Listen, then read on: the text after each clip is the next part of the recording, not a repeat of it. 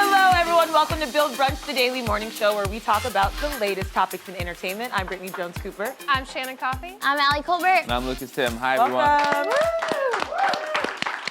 Today we're going to talk about how happy hour on Mars may soon become reality, why Penn Badgley does not want to be your internet boyfriend, and the many ways declutter queen Maria Kondo is bringing joy to Netflix users. Plus, celebrity medium Thomas John joins the table, but first, just over a year after opening, Paris's first nudist restaurant called Au Natural is closing. The restaurant made headlines for giving diners a place to leave their clothes and inhibitions behind. However, it will officially shut its doors in February due to a lack of the simple bare necessity: customers. Nobody wanted to eat in the nude with other people. Ew, I wouldn't want to. The chefs better not be in the nude. Yeah, I hope the staff. Oh, I would love what kind of that. hairnet do they have for that sort of thing? I think they make something, right? Like special ones? Yeah, no, I got it. The chefs can't, is the staff nude? Unclear. I don't think so. I think it's an entirely nude restaurant. From what I read, the two founders are twins, a man and a woman. They're 42 years old, and they are naturalists, is what they're called. So Why they've is that embraced this so lifestyle. So I'm pretty sure creepy? the entire staff, the chef, everybody's probably nude. It's so creepy that it's twins that open this. Yeah. That's such a weird twist. Why are you like naked twins like opening this shit? I That's don't why like I mentioned it, because I was like, I feel like that's a weird reality show I'd want to watch. It's like Yeah. these two nudist twins and all their like business endeavors. Also, it's just like, this is my brother and this is my sister and we like to be naked together. Exactly. Yeah, I'm Very not. cool. This is not surprising, but classic of the French to try to open a nudist restaurant, though. But I don't know if you ever tried it. Eating naked can be dangerous, so I don't condone this, and I'm glad it's closing. Lots of 'cause burns, lots of splatters. Burns, splatters. I mean, if you're a messy pasta eater like myself, I mean, that is just boo-boo waiting to happen. That's not good. It's an easier cleanup though. When you Yeah, get like tomato sauce on a shirt, especially a white shirt, it's really hard to clean. True. If you get it on a rack of titties, go into the shower, shower that off. It's done. It's gone. Nothing's ruined. You don't need to Tide stick that. Yeah, That you just don't need needs to some water. Tide stick your True. titties. That is- It's amazing. That is This very place was true. only open for 15 months, though. I feel like people didn't even really give it a decent shot. Yeah. I think it's something, it's like a red car. You go in knowing you want to buy the red car. Yeah. You know you want to go to the nudist restaurant. I don't think it's something you grow But to. it's also, but it also just looks so creepy. Like it's in this, you know, it's with other stores and shops, except there's a window just with a white curtain in front of it, and it's just Yeah. au natural. I'm like, what the hell is going on in there? I mean, Yeah. I don't know if these photos are an accurate representation, but I feel like they also made the wrong lighting in that restaurant. Yes. I think, you know, lighting is everything, even when you have your clothes on. And when you're naked, you really want that lighting to be Dim. dim. Also, yeah. they're seated very close together, and you don't know what other people's naked What are bodies. you sitting on? What are you sitting on? Yeah. All I Cold think metal is chairs is Sweaty what I ass. imagine. I'm sorry. It just. Yeah, you probably can't have something upholstery. They probably have something they change, like a doctor is changing. Oh, it. like Yeah. that paper. This is horrible. This It is doesn't horrible. seem sanitary. It doesn't These seem sanitary. twins should be arrested Are by you the guys UN. into nudist events, though? Have you guys been Do to, we like, sound like Do we're we in look- I don't know. Have you guys a nude spa or I a nude do beach? love nudity. I think that we should have more nude activities in society because I think it would help us all be like more mature. I think it would help destigmatize nipples. Like it's dumb that we can't put female-facing nipples on, you know, the internet. Yeah, it's dumb. So I love going to the nude spa. I know you've gone. Yeah, so I went to a spa in New York, and it was just a normal spa, but in the women's locker room, there was a couple pools that where you had to be nude only. And so I decided to be brave, and I took off my bathing suit, and I get in the pool, and there's nobody else there. And then two women come in, and they get in the pool with their bathing suits on. And I was like, did I misread the sign?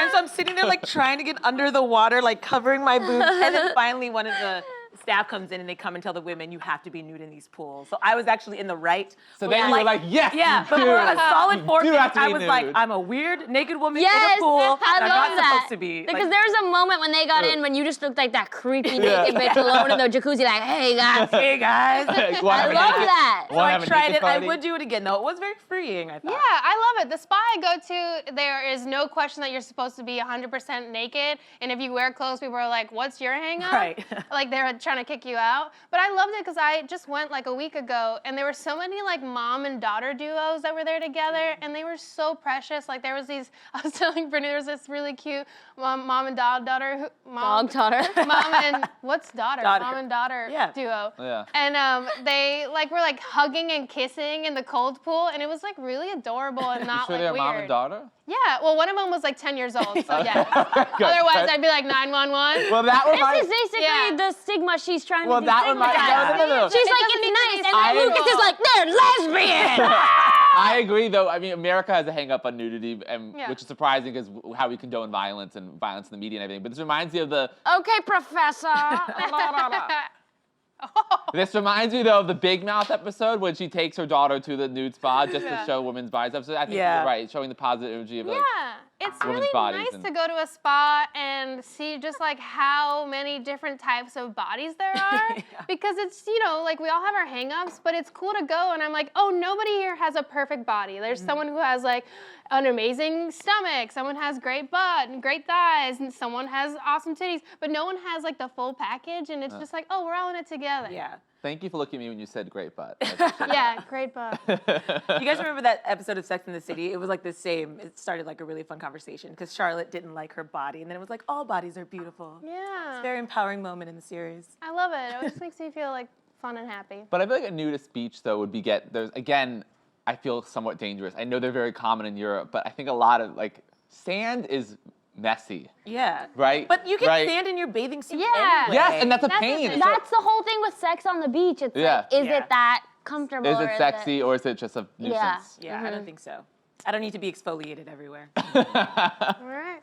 In other news, when there's a wine, there's a way. At least that's what the folks in Georgia believe. The country famously regarded as the birthplace of wine is looking to grow wine grapes on planet Mars with its 9 Millennium project. Wine lovers, happy hour on the red planet may be here sooner than you expect.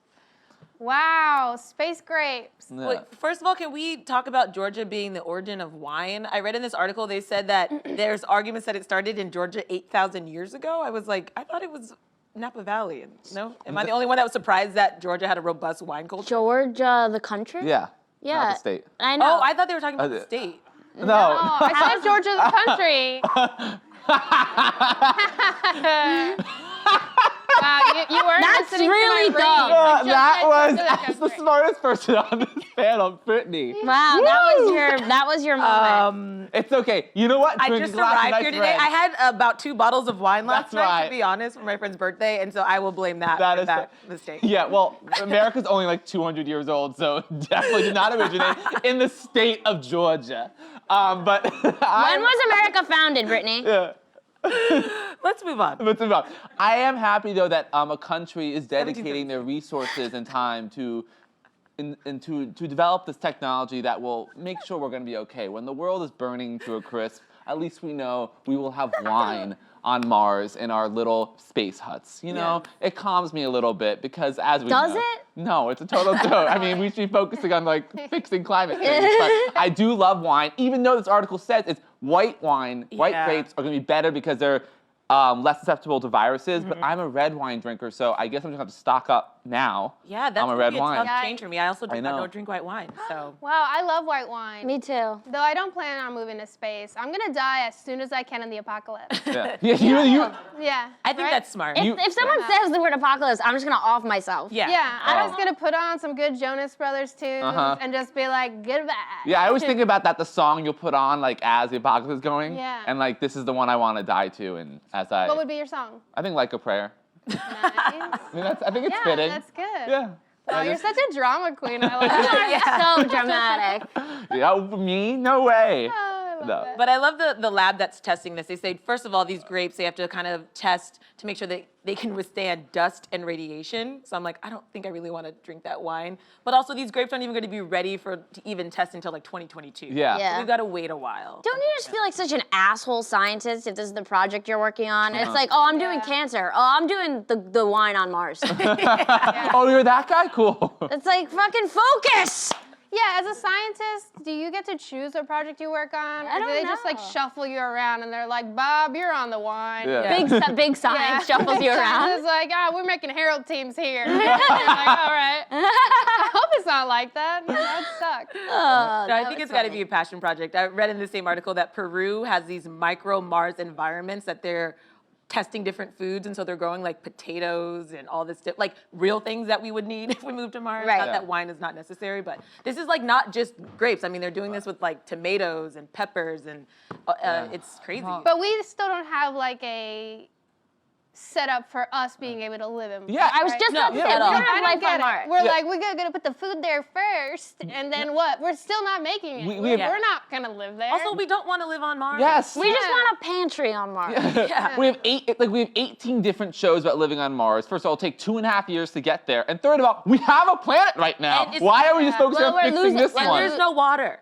There's no water on There's Mars. no water. We need water. Yeah. So I don't know why we're trying There's to a grow grapes lot on of Mars. stuff we gotta figure out, guys. Yeah, but I'm glad wine is on the top priority for Right. each I side. would rather they put water above wine, but Nope. maybe they can turn the You don't wine even- into hey, water. you've been to Who knows? Italy? They drink wine there like it's water. And look at them, they're happy. I mean, Italy's That is true. doing Got great. So much to learn from Italy. Italy's doing great.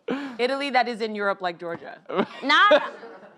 Not only is Penn Badgley the star of You on Netflix, but according to E! News, he's extremely uninterested in being crowned as this generation's internet boyfriend.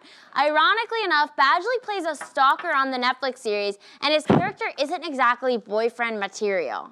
Ooh. It's so funny to me that Penn Badgley is really worked up about this. Yeah, I think he's being overly dramatic. Of all the anti-hero shows I've watched, this show is the least gray area one. It is so obvious that he's a bad dude. Anyone who's on Twitter making a joke about you could stalk me is just joking, Penn. Like, calm down. I even watched this show with my dad, who happens to be a cis straight white male. And in the first episode, there's that twist where he finally gets violent and does something really bad. And my dad goes, I already thought he was a bad guy because he was stalking that girl. Right. And I was like, see? Even dads get it. Yeah. There's nobody's out there is he a good character? Yeah, it's really so obvious how he is in that show. It is that show.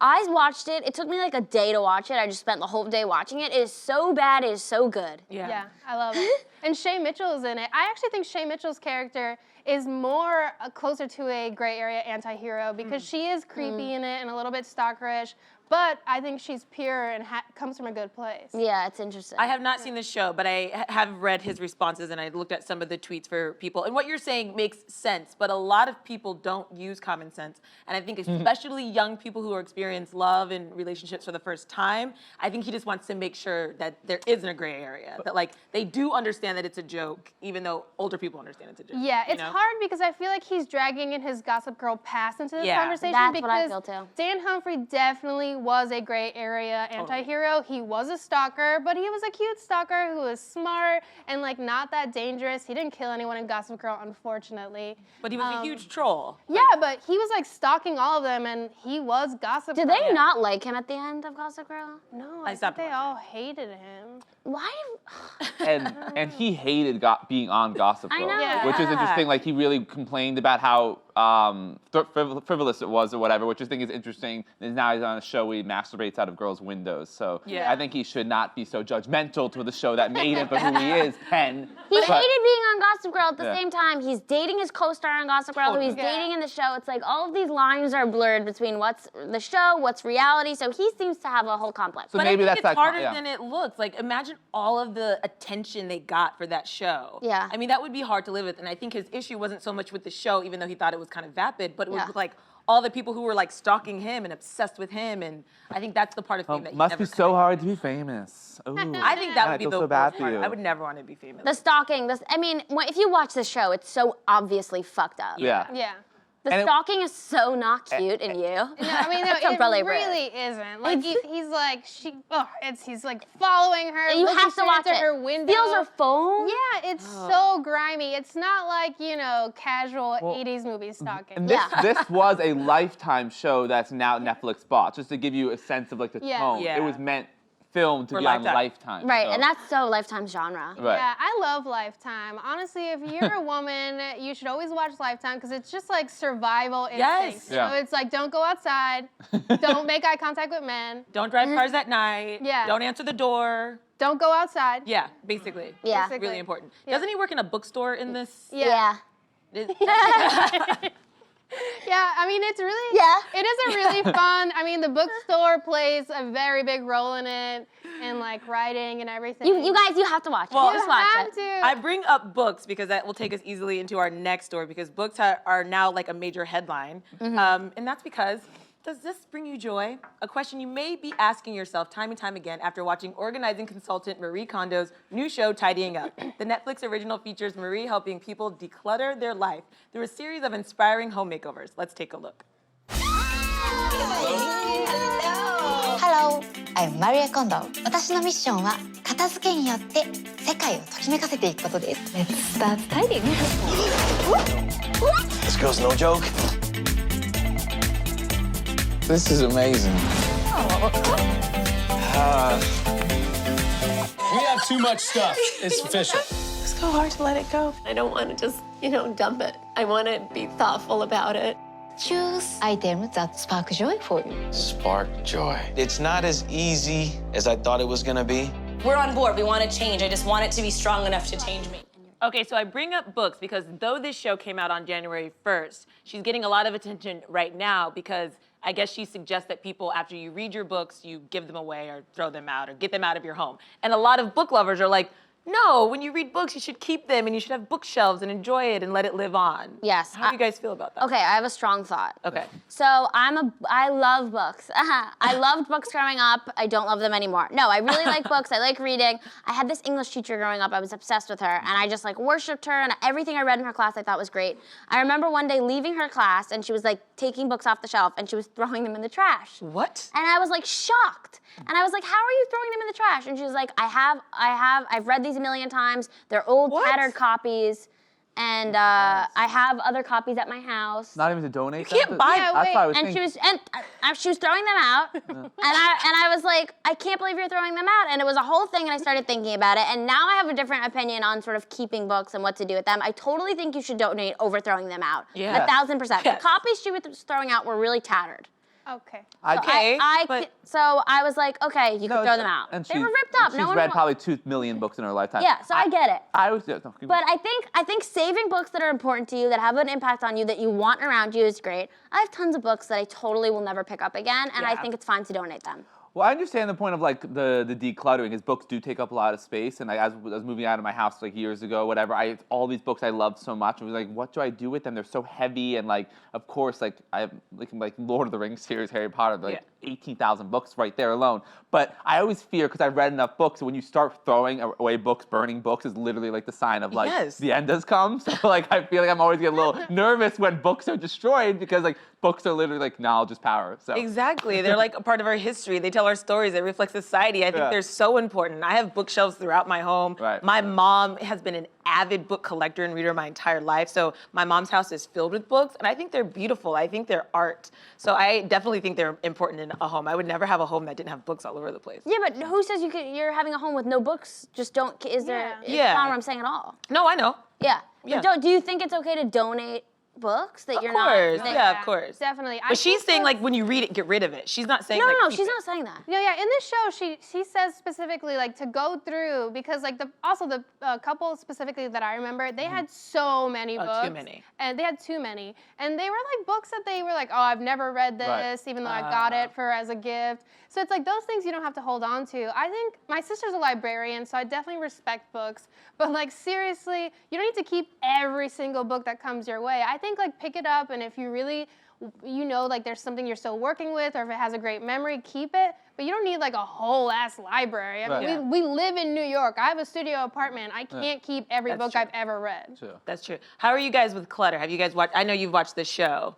Yeah, I like the show. It's fun, but to me, it doesn't go hard enough, and I know you agree. Totally. It's like the transition, like at the end, it's not enough for me, and I think it's because I'm really into minimalism, and I love minimalism docs where people really strip down their lives. And here it's like, yeah, so we like organized my clutter, but I'm like, no, I need you to get rid of all those Right. socks. You know, yeah, I totally agree with you. And we're so used to shows like Queer Eye, where it's like this person lives like this, and they come in and Anthony and all Bobby, and they're like, there's a palace now. Yeah. And it's just like this show, they do tidying, and they definitely get through a lot of the mess, but that gratification you're working up towards never comes. Yeah. So it's kind of like anticlimactic. You have to like really love cleaning to love this show. Like I think you have like the minimalism of cleaning, which I enjoy when you see that shelf that is now perfectly organized, or the shirts are in color-coded order or by like style or whatever. Like you have to enjoy those little things because yes, exactly like Queer Eye, they'll build you a house, they'll Yeah. give you a whole new wardrobe and a new face. They're like, this is your new mom. Yeah, like Yeah. this show's very minimal, but I do enjoy it. As someone who used to vacuum to de-stress in high school, Yeah. I do enjoy cleaning. See, So- I'm okay with the realistic payoff because on TLC they have the show Hoarders, which is like the extreme situation that maybe you're talking about, where like from beginning to end, it's like a completely different room. This show to me is realistic, and I feel like it's giving people like actual, real, tangible things they can bring. So I was okay with it not being like so amazing at the end. Yeah. I want you to just watch the first episode, and I think that's all you need to do Yeah. to get on page with us. Yeah. Literally, because yeah. also the couple I in the watched first it. episode, like everyone is like, that marriage is what needed to be cleaned Why does up. she say and thrown away. babe That all the time? husband. I mean, it's weird to be like watch a show where you're supposed to help someone work on their life, and you can't even call out the biggest red flags. Wow. Like that man, I was like, he Wait, needs what to did go. you, the young couple with the young kid? Yeah. What was the thing? Oh, they just like clearly like have strong disdain for each other. Oh. He was like I got he was like 100% You watched it? saying that like I didn't feel that so strong. oh my god, yeah, and I didn't my feel feed was disdain. full of it, and they were like, I think it's like totally there. I'm not gonna I laugh. think she's problematic. Yes, and I was more annoyed that she literally called him babe 800 times. He has a name, and he's your Babe. husband, babe. You Babe. guys are like have two small children. Also, like the children are kind of cute. I do like how the toddler literally jumps into the main woman's arms every time she sees her, which is really funny. They're just like she's just holding this like toddler around. Yeah, the cup. It's interesting, and also I like it. This woman is just telling them like, this is how you fold a shirt, and then you just watch them like fold it for like 5 minutes. No, like, it's pretty- okay, like that's all That's they're what I mean. It's learning. like, but is it's real basic tangible. skills. People don't know how to fold That's shirts. good. Not most, but she folds in a very specific Yes. way, in a way that when you put it in your drawer, all of your clothes are pointed up. Yeah. Which is kind of interesting. It's not super practical though. She's not going to be folding like that for like her 2 kids and her husband. I don't know. Why not? It takes longer. Takes like It's hard. 30 minutes to fold a shirt. She wants a tidy house. Yeah. I hate when you play this role. Yeah, it is interesting. I don't know if Yeah. I'll keep watching or not, but It wasn't you. for me. I definitely I would like something that like would clean up a little bit more. well, anyway, Thomas John is a world-renowned psychic whose clientele includes Jennifer Lopez, Julianne Moore, and Courtney Cox. Now you can trace his journey in Dead Serious the Musical, which takes audiences through Thomas's terrifying childhood and learning how to channel his gift to performing on stage as his drag alter ego. Everyone, please give a warm Bill Brunch welcome to celebrity medium Thomas John.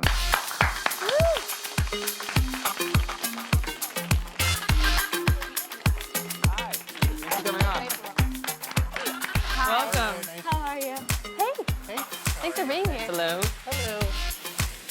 Thomas, well, thank you so much for being here. I recognize you from your little stint on The Real Housewives of New York City when you advised Sonia Morgan. But you're the great Sonia Morgan. Well, you're starring in Dead Serious the Musical on January 11th and January 12th. Can you tell us about the show? Well, it's a musical about my life, and it's really kind of takes you through the process of what it's like to be a psychic and the things that I've gone through and sort of how I got to where I am now. So, Yeah. But how did the show come about? well, actually, one of my really good friends, Michelle Wendt, is a writer and producer and stuff, and she had actually done a musical that I had gone and seen about stand-up comedians, where she had stand-up comedians in a musical. It's called Ha the Musical. And we just became friends. It was sort of a long story, but anyways, we became friends, and one time we were just talking and about different things, and she said, I think you should talk about, these parts of your story because, I feel like in my genre of being a psychic that people talk about a certain path and it's all like light and love and spiritual, but there's other sides to things too, the downsides of it, when you're growing up and you're in a town where nobody really understands you. So I wanted to do something that kind of showed this whole part of things and stuff. And so we just kind of started to conceptualize it, and we thought it would be fun to have this way of telling this story that's a little bit unique. Yeah. And what can people expect when they come to the show? Can they expect to meet a ghost, or is it just a really fun time? Also, is it a comedy? Is it drama? There's parts of it that are funny, and then there are parts of it that are dramatic. I also do live readings in the show that's totally real. It's not, so we make it very clear that I'm going to do a block of readings. So it's just like if you came to one of my events, I do like 30 minutes of readings in the show. So it's very possible if you come that you may get a reading. And I wanted to do that because we just thought it was important if we're going to do a musical about and say, oh yeah, he talks to dead people, I should do that. So we do that, and we just talk about my childhood, going to college, things I've gone through, how I came to understand my gift, things like that. Yeah, and you're also in another show in Connecticut on January 13th called An Evening with Spirit, Right. You're a busy guy. Can you tell us about that show, too? That's just kind of, not to describe, that's just all readings. It's just my normal event that I do, and I'm really excited to be there. And it's a great venue, Ridgefield Playhouse. And that just, if people are just interested and, they want to just come and have a reading, that's a place to come for that. Great. Yeah, I'm really fascinated by the readings. When did you realize you had a gift? Well, that is kind of a long story because I always feel like it happened in stages, because when I was 4 years old, I started to see spirits and ghosts and, spirits, loved ones. People that I didn't know who they were would visit me, and they would be for like family members, or, my grandfather started to visit me that I never met. So that's definitely when I started to recognize. The problem is nobody ever sat down and said, oh, by the way, you're a medium. People have this gift. My family, my mom was like, oh my God, call the priest. Right. Oh my God, you have to go to a therapist. It wasn't like nobody ever used that word. Actually, it wasn't probably until I was about maybe 19 or 20 years old that I ever even read a book about psychics or mediums and ever said, oh, well, that's weird. Like, that's kind of, I knew there was something different about me. Quite honestly, I kind of sometimes equate it to like being gay, which is that I knew something was different about me, but nobody ever sat down and told me about that. So when I was 18, my life would have been easier if that had happened, but my mom didn't know about that stuff. My dad didn't know. I grew up in a town called Plainville, Mass, so you can imagine how riveting it was to live there. Plainville. Nobody knew about psychics. So it was kind of like in stages. And then I had to learn that, well, maybe I can, use this to help other people. And then I wanted to be able to control it and not have to be like picking up on people all the time. So that was like another, so it definitely was like stages of coming into it rather than just like a moment where I woke up one day and said, oh yeah, I think I am a psychic. I should talk to my guidance counselor about that or something. Yeah. Yeah. What is it like for you when you are having like a psychic reading? I'm just tuned in energetically to somebody, so I guess it's sort of similar to, I'm just more aware of somebody's energy, people around them, their aura, things like that. It's not, I might have different physiological feelings, like sometimes if somebody past comes through, I can sometimes feel how they went to the other side, things like that. So, but it's not, usually I will close my eyes. I might go into a little bit of what I would call like a trance, but it's not really like much different from me just being, sitting here now. Yeah, that's so fascinating. Yeah. You have a lot of celebrity clients. What types of people, though, in general, come to you for readings? Oh, all sorts of people. I've worked with people that are, doctors. I've worked with a lot of people that have lost children will come to have a reading because they want closure or answers. I work with really everybody.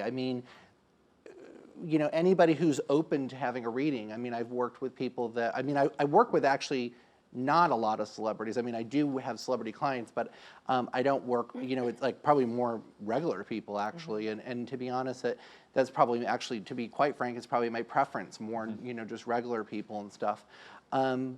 So there's no sort of, the moral of the story is I offer what I do, and people sort of see, they seek me out. I don't, it's not like I'm going on people's doorsteps saying like, oh, you want a reading? So whoever comes to me, I feel like Spirit has sent me them. They're supposed to be here. So it's very rare, like people will ask, do you ever have naysayers or skeptics? I mean, I do probably in the world, but those people really don't come to see me because they wouldn't, they're not going to come. Right.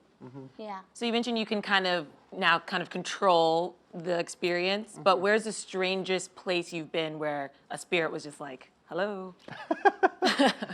Honestly, probably one time I was on a date, actually. Oh, no. Yeah, it was several years ago. But and then a couple of other times, like one time I was like at a Starbucks or a coffee place or something, and somebody came through, and I felt like I should give this message. Actually, there's a couple of stories in the musical actually about me connecting with somebody in like a weird situation. Yeah. So I think those things, and whenever that happens, I always have to take a moment and be like, okay, is this person like, am I going to scare them? I need to tell them what I do. Are they going to be okay with that?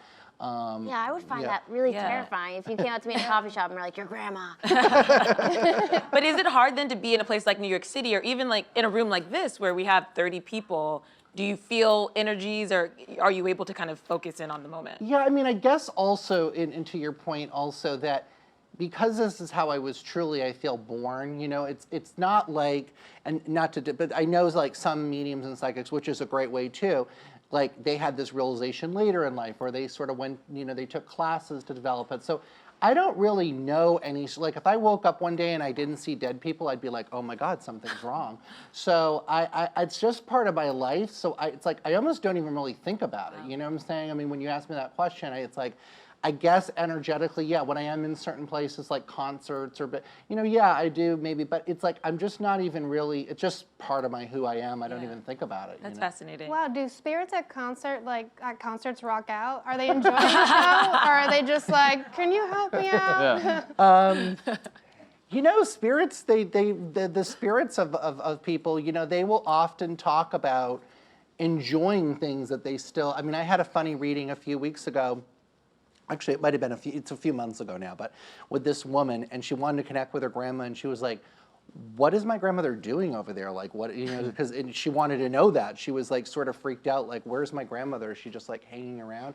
And I said, well, she gets to do the things that she loved. Like, she wants to go to Walmart a lot. What? And this woman's like, oh yeah, my grandmother went to like Walmart 3 times a day and would like buy things. Yes. Wow, good to know. I'll be hanging out at Petco, like hanging out with cats, being like, I will adopt you. I'll be at Target like nonstop.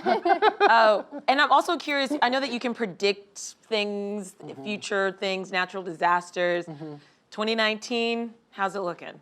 Well, I just did this whole class for people on my newsletter about this, so I've been thinking a lot about predictions. 2019 will definitely be a year of,